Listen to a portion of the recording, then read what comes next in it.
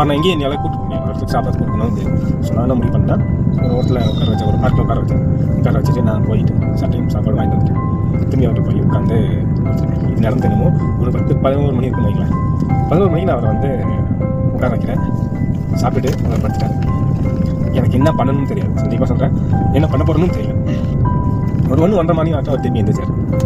எந்திரிச்சிட்டு திரும்பி என் பக்கத்தில் உட்கார வச்சு கூப்பிட்டேன், வாங்க நம்ம உங்கள் ஊரை பற்றி சொல்லுங்கள். சொல்லப்போ அவங்க ஊரை பற்றி சொல்லிட்டு இருந்தார்.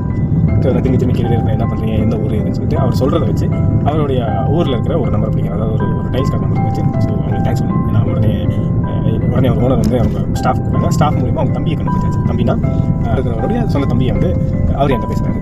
அவர்கிட்ட நான் கேட்குறேன், அதாவது நீங்கள் தெரிஞ்சுதான் விட்டீங்களா அல்லது ஒரு வழி மாதிரி வந்துட்டாரா, காணாமல் போன விவரம் உங்களுக்கு தெரியுமா நான் கேட்குறேன். ஆமாங்க, இங்கே தான் இருந்தார், இங்கே பக்கத்தில் தான் இருந்தார், நான் பார்க்கலான்றாரு. அவர் முழு விவரம் தெரியல.